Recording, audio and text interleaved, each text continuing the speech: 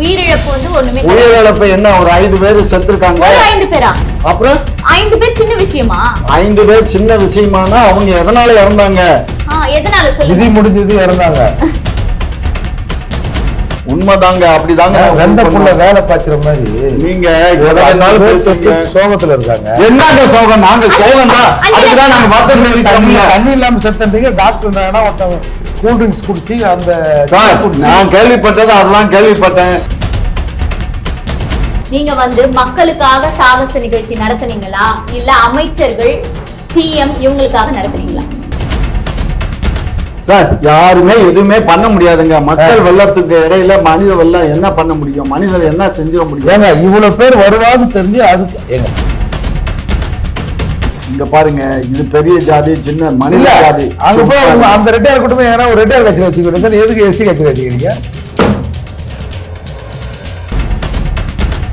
உங்களுக்கு திராணி இல்ல, அரசு நடத்தவே உங்களுக்கு திராணி இல்லைன்றாங்க, ஒத்துக்கிறீங்களா?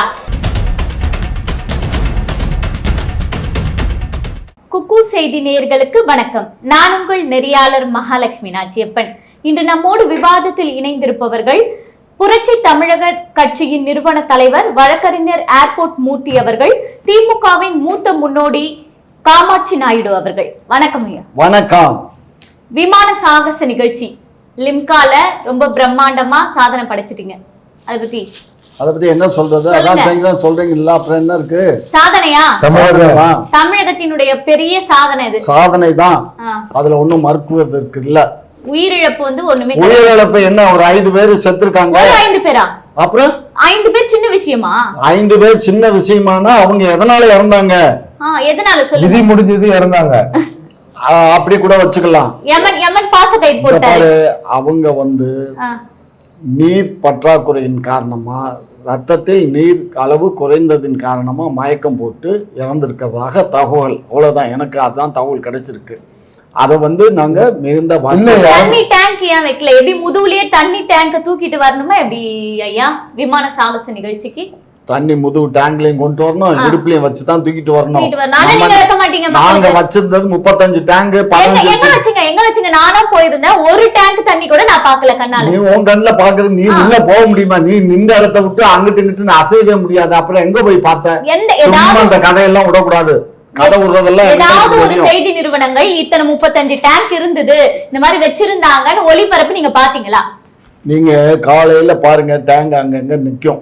தண்ணி வச்சிருந்தான் காலையில 8:30 மணிக்கு தண்ணி நிரப்ப வரும்போது அந்த இது காலையில இல்ல நிட்டு டேங்க் இருந்துச்சுங்க. 500 லிட்டர் குடிக்க மாட்டேன்ட்டாங்களா? 500 லிட்டர் ஏங்க 500 லிட்டர் தண்ணி எவ்வளவு நேரங்க தாங்கும்? தாங்கலங்க, பத்தலங்க. அவங்க 500 லிட்டர் 500 பேர் ஆளுக்கு 1 லிட்டர் தண்ணி பிடிச்சா முடிஞ்சு போச்சுங்க.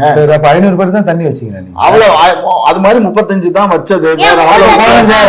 அதுக்கு மேல லாரிகளை கொண்டு வந்து தாண்டி அதுக்குள்ள கொண்டு போய் இயலங்க. லாரி உள்ள மணல்ல போய் அந்த டேங்க கெப்பாசிட்டி ஃபுல் பண்ண இயலங்க. அதனாலதான் என்ன பண்ணி இதுவே ஃபயர் சர்வீஸ் சொல்லி ஃபயர் சர்வீஸ் வந்து அந்த இடத்துல தண்ணியை ஃபுல் பண்ணி அவங்களுடைய ஓஸ்ல தான் தண்ணி ஓடி போட்டோம். கூடவே நின்று ஃபயர் சர்வீஸ் பைப் ஆன் பண்ண மாதிரி பேசுறீங்களே. உண்மைதான், இதெல்லாம் உங்களுக்கு தகுமா?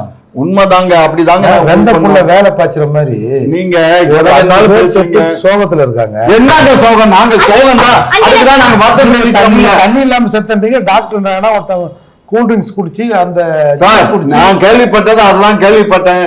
டாக்டர் சொல்லியிருந்தாருன்னா அது டாக்டர் சொல்றதுதான் உண்மையா இருக்கும். அவரு போஸ்ட்மார்டம் பண்ண டாக்டர், அவரு போஸ்ட்மார்டம் பண்ண டாக்டர் ஒருத்தர் தானே அது.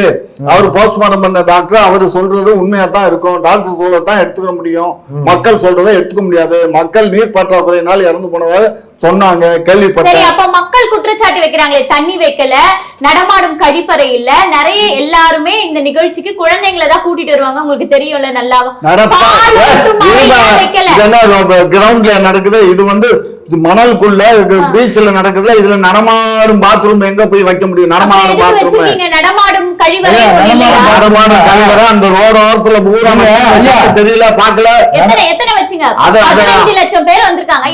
15 லட்சம் பேருக்கு 15 லட்சத்தை கொண்டு வந்தா வைக்க முடியும்? ஒரு ஆளுக்கு ஒண்ணு கேட்கலையா நாங்க? அப்புறம் எப்படி பேசுற? மேக்ஸிமம் குறைஞ்சபட்சமாவது வச்சிருக்கணும். அது 100கணக்கானது இருந்துச்சு அந்த ரேடியல் ரோட்ல வச்சிருந்தாங்க. நீங்க எல்லாம் பாக்கணும், ரேடியல் ரோட்ல இருந்துச்சா இல்லையான்னு பாருங்க. மக்களுக்கு யாருமே கண்ணு தெரியாமல பாத்ரூம் போனவங்க எங்க போனாங்க? பாத்ரூம் போகாம வீட்டுக்கா போனாங்க? சும்மா 4 மணி நேரம் 5 மணி நேரம் அங்க உட்கார்ந்து இருக்கவங்க யூரினல் போகணும்னா அங்கதான் போயிட்டு வந்தாங்க. சில பேர் மணல்ல கூட யூஸ் பண்ணிக்கிட்டாங்க. பொம்பளைங்க எல்லாம் பாவம் மண்ணுல துணி தூக்கின்னு உட்கார்ந்தது. சரி, அப்ப வேற என்னங்க பண்ண முடியும்? சூழ்நிலை அதுதானே. அந்த கடற்கரை பாதை இருக்குல்ல, அது ஃபுல்லா வழி அடிச்சிட்டீங்களே, என்ன காரணம்?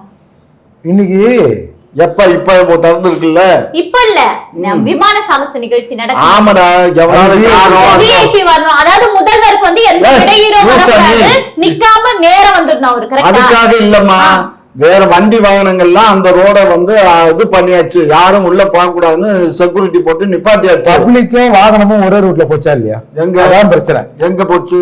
உள்ள போறதுக்கு எப்ப போச்சு?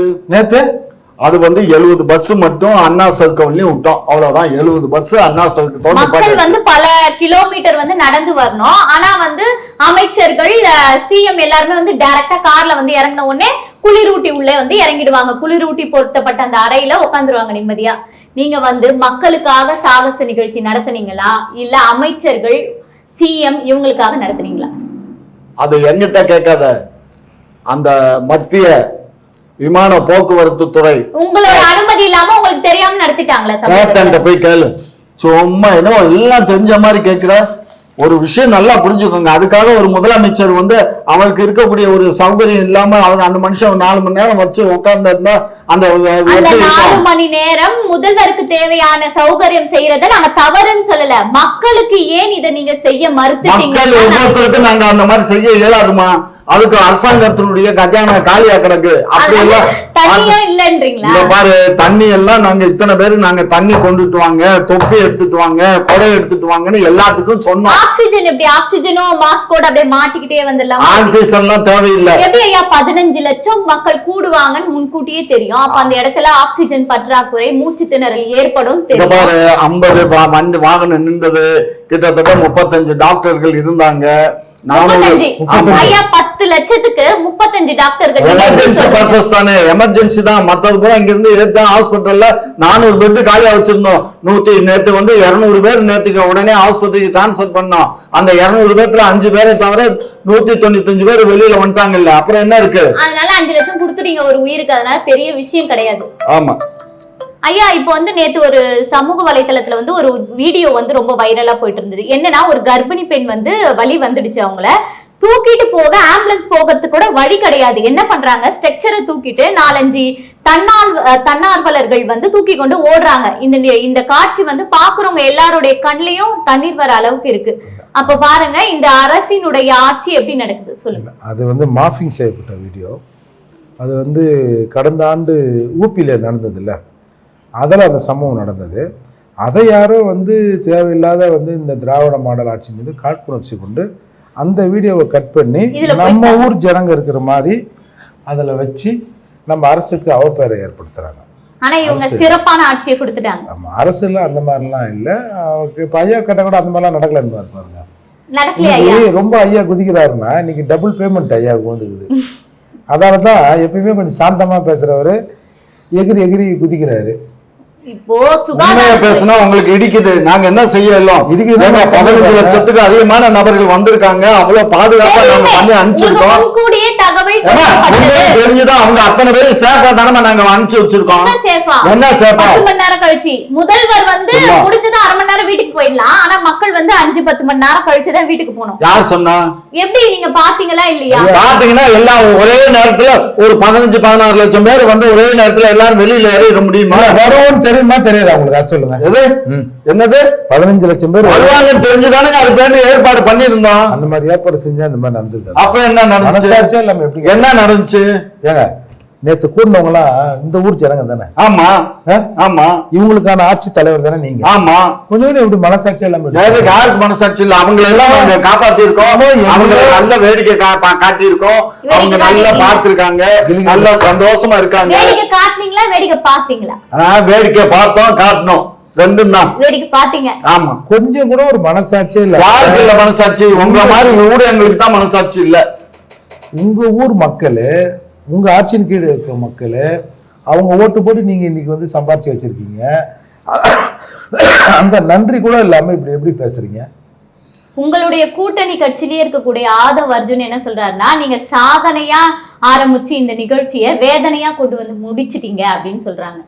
ஆதவ் அர்ஜுன் எங்க கூட்டணியில இல்ல. கூட்டணி இல்லையா?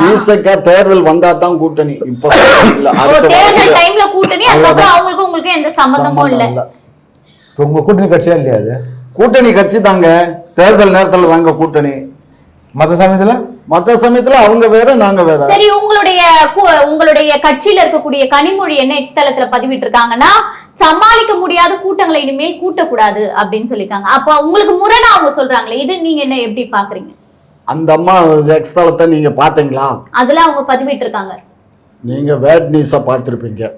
அந்த அம்மா எக்ஸ் தளத்துல போட்டிருக்காங்கன்னு வேட் நியூஸ். அவன் கற்பனையில எழுதுறான் வேட் நியூஸ். வேட் நியூஸ்ல வர்றதெல்லாம் உண்மை இல்லை, புரிஞ்சுக்கோ.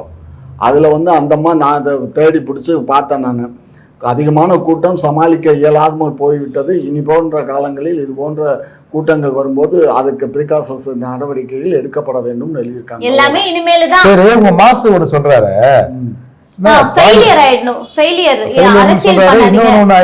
சொன்னாரு 5 லட்சம் பேருக்கு 5 லட்சம் போலீஸா போட முடியும். ஆமா சார், நீங்க அப்படித்தானே பேசுறீங்க.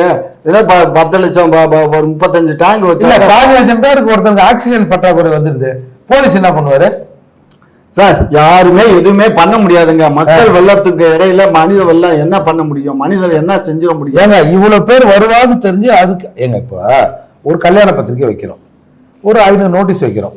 500 நோட்டீஸ் கணக்கு பண்ணா எப்படி ஒரு நோட்டீஸ்க்கு 2 பேர் 3 பேர் நகரம் ஒரு 1500 பேர் வருவாப்பா. இதெல்லாம் சாப்பாடு செஞ்சு வைக்கணும், இவ்வளவு தண்ணி வைக்கணும், இவ்வளவு இலை வாங்கி வைக்கணும், இத்தனை முறை பந்தி வைக்கணும் அப்படின்னு ஒரு கணக்கு போடுறோம்ல சார். அது மண்டபத்துக்குள்ள நடக்கூடிய நிகழ்ச்சி. இது அதே மாதிரி இந்த நிகழ்ச்சியை நம்மளால நடத்த முடியுமா முடியாதா? இத்தனை பேருக்கு என்னென்ன பேசிக்கா என்ன சொல்றாங்கன்னா, உங்களுக்கு திராணி இல்ல, அரசு நடத்தவே உங்களுக்கு திராணி இல்லைன்றாங்க. ஒத்துக்கிறீங்களா? எங்களுக்கு திராணி இருக்கா இல்லையான்னு மக்கள் பண்ணட்டும். இவங்க ஒன்னும் சொல்றவங்க எல்லாம் எங்களுக்கு வாக்களிச்சவங்க இல்ல, எங்களுக்கு எதிரானவங்க தான் பேசுறாங்க. எப்படி ஆந்திரால இருந்தும் கர்நாடகால இருந்தும் உங்களுக்கு வாக்களிச்சாங்களா? எப்படி எங்க மக்கள் எங்களுக்கு தெரியும். எங்களுக்கு வாக்களிச்ச மக்கள் 26 தேர்தல்ல வாக்களிப்பாங்க. அப்ப பாருங்க யாரு விசிகா கூட தான் பேசுது. அவங்க விசிகா உங்க கூட்டணில இருந்து உங்களுக்கு வாக்களிக்கலையா? அவங்க எங்களுக்கு தான் வாக்களிச்சாங்க. அந்த அர்ஜுனை பத்தி பேசாதீங்க. அவர் அந்த ஏதோ போனா போதுன்னு அந்த கட்சியில அவரை வச்சுக்கிட்டு இருக்காங்க.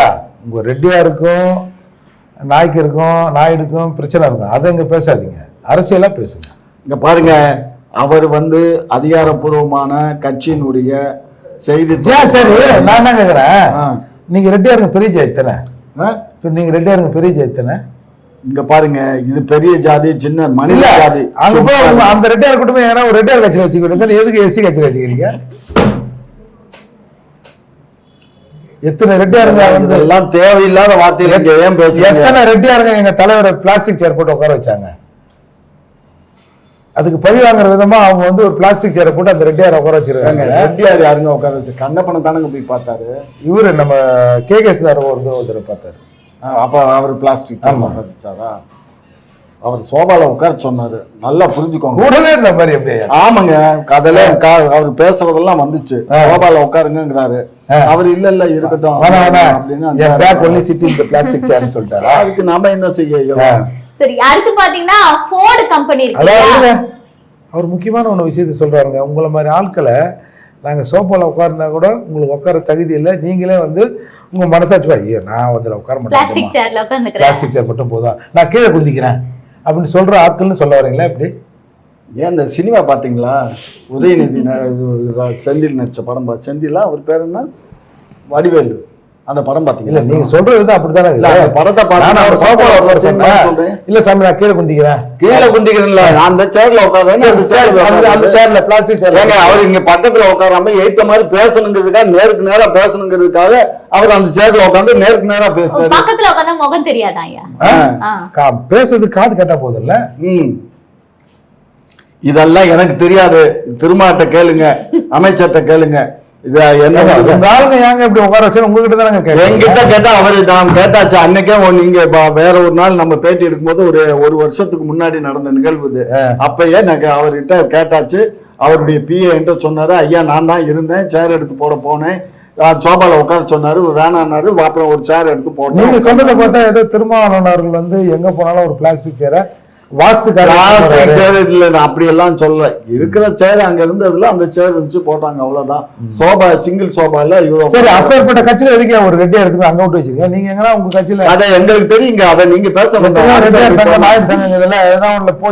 வேற ஏதாவது கேள்வி மதிப்பு மரியாதை நடத்தலாம்ல. நாங்க மதிப்பு மரியாதை தான் வச்சிருக்கேன். எதுக்கு எங்க காலனிக்கு விட்டு கஞ்சி குடிக்க வைக்கிறீங்க?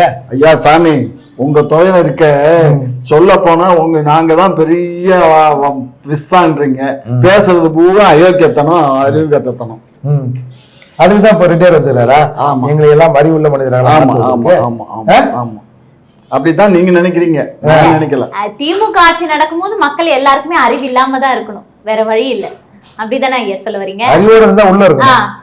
இப்போ ஃபோர்ட் நிறுவனம் இருக்குல்ல, இதுக்கு முன்னாடி தமிழகத்துல இருந்தது, அதுக்கப்புறமா வந்து சில காரணங்களால மூடப்பட்டது. திரும்ப ஃபோர்ட் நிறுவனம் தமிழகத்துக்கு வரணும்னு முதல்வர் எதுக்கு கோரிக்கை வைக்கிறாரு? இருக்கிற கார் கம்பெனி எல்லாம் நம்மளுடைய தண்ணி வளத்தை சொரன்னது பத்தாதா? திரும்ப வாங்க அப்படின்னு கூப்பிடுறீங்களா? இங்க பாரு, தண்ணி வளம் இங்க அந்த கார் வர்றதுனால நமக்கு ஒன்றும் பெரிய லாஸ் கிடையாது. ஒரு கார் தயாரிக்க எவ்வளவு ஆகும் ஐயா சொல்லுவாரு, சொல்லுங்க. தெரியுமா? 52 லட்சம் லிட்டர் தண்ணில இருந்து 83 லட்சம் லிட்டர் தண்ணி ஆயிரங்க. நீங்க வேற லட்சக்கணக்கு போடுறீங்க. இப்ப என்ன பாத்தீங்க, 52,000 இருந்து 82,000 வரையும் அந்த 1000 லிட்டரா? ஆமா ஆமா, லட்சம் கம்மி இல்லையா? லட்சம் இல்ல, கம்மியா? எது அது கம்மியா? கம்மி இல்லைங்க. அந்த தண்ணி அவங்க செலவு பண்ணி அவங்க அந்த ஹோல் பண்றதுக்கு அந்த இதுக்கு ஏதாவது இருக்கும். நான் என்ன சொல்றேன், இல்ல எல்லா ஊர்லயும் தண்ணி இருக்குல்ல, அங்க தயார் பண்ணி அவன் காரை வச்சுக்கல. ஏன் நமக்கு வேலை வாய்ப்பு வேணும். நம்ம மக்கள் ஏற்கனவே ஃபோர்டு கம்பெனி மூடும் போது கிட்டத்தட்ட எவ்வளவு 6,800 பேர் வெளிநாட்டு நிறுவனங்கள்லாம் நம்ம இங்க வந்து வேலைக்கு கம்பெனி திறக்கிறாங்கல்ல, அவங்க வந்து தமிழ்நாட்டில் இருக்கிற தமிழர்கள் வேலை இல்லாம இருக்கிறாங்க, அவங்க வாழ்வு தரத்தை உயர்த்தணும் அப்படிக்காக இங்க வந்து பாருங்க. இங்க பாருங்க, அங்க வேலை பார்த்தா 6,800 பேருக்கு வந்து அப்ப செட்டில்மெண்ட் நடந்துச்சு. எல்லாமே தமிழ்நாட்டை சேர்ந்தவங்க தான். எல்லாம் இல்ல, நான் கேட்கிற கேள்வி, தமிழ்நாட்டுல இருக்கிற இளைஞர்கள் வேலைக்கு போகணும், இல்ல தமிழ்நாட்டை கொஞ்சம் பொருளாதார ரீதியா உயர்த்தணும்னு அவங்க வராங்களா, இல்ல அவங்க வருவதற்கு வேறு ஏதாவது காரணங்கள் இருக்கா? அவங்க உயர்த்தணும்னு அவங்களுக்கு என்ன அக்கறை இருக்கு? நம்ம முதலமைச்சருக்கு தான் அக்கறை இருக்கு. தமிழ்நாட வந்து வேலை வாய்ப்பு, நம்ம பிள்ளைகளை நல்ல வேலை வாய்ப்பு கொடுக்கணும். கம்பெனிக்காரங்க என்ன நோக்கம்ன்ற? கம்பெனிக்காரன் அவன் தொழில் செஞ்சு பணம் சம்பாதிக்கணும். இப்படி நான் கேட்கிறேன், புரியுதா இல்ல புரியாத மாதிரி கேட்கல? என்ன புரியல? ஒரு பொருளை மேனுஃபேக்சர் பண்றதுக்காக அந்த மேனுஃபேக்சரிங் காஸ்ட் இங்க பண்ணா அவனுக்கு லாபமா, அவன் ஊர்ல பண்ணா அவனுக்கு லாபமா? நம்ம ஊர்ல பண்ணாதான் இங்கதான் மேனுவல் இது ரொம்ப சீப்பா கிடைக்குது. மனித வளம் வந்து சீப்பு. மற்ற மாநில மற்ற நாடு மாடா கூட நீங்க பயன்படுத்திக்கலாம், நாங்க யாரும் கேட்க மாட்டோம். இப்ப இந்த சாம்சங்ல நடத்துற மாதிரி கூட நீங்க பாருங்க, நீங்க எதை வேணாலும் பேசுவீங்க. ரெண்டாவது இப்ப என்ன ஒப்பந்தத்துல வர்றாங்க தெரியுமா? இங்க தயார் பண்ணக்கூடிய காரு இங்கேயே சேல் இல்ல, ஃபோர்டு காரு இதெல்லாம் ஏற்றுமதி தான்.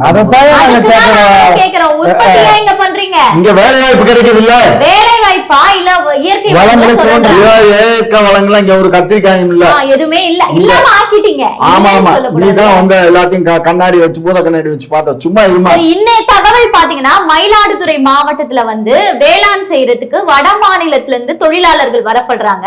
அவங்களுக்கு வந்து ஏக்கருக்கு இவ்வளவு கூலி கொடுக்கப்படுறாங்க கான்ட்ராக்ட் மூலியமா. அப்ப இதையும் கான்ட்ராக்ட் விட ஆரம்பிச்சிட்டீங்க. ஆமா,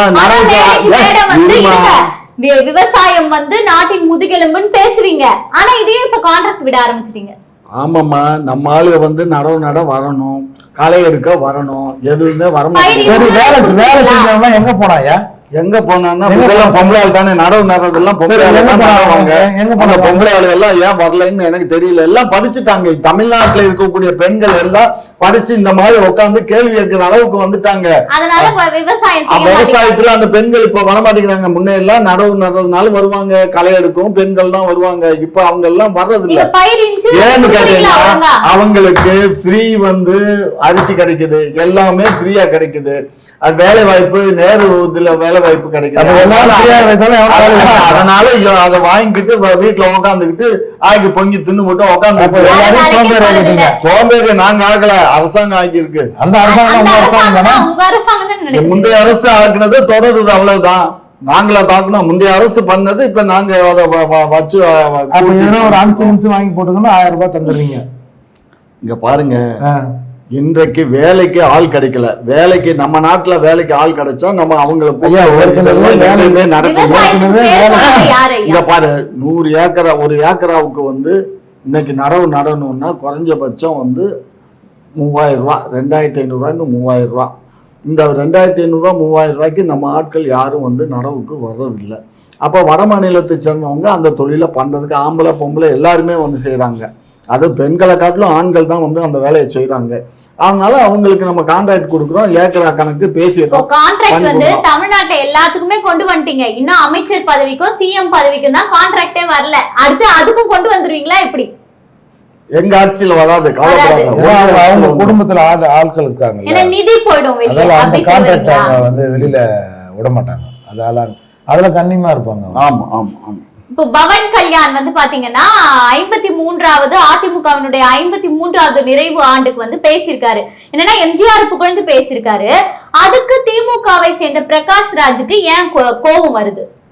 இன்னைக்கு திடீர்னு ஏன் நீங்க புகழுறீங்க அப்படின்னா, இன்னைக்கு நீ ஏன் திடீர்னு திமுக பக்கம் ரொம்ப பேசுற அப்படின்னு மக்கள் கேக்குறாங்க.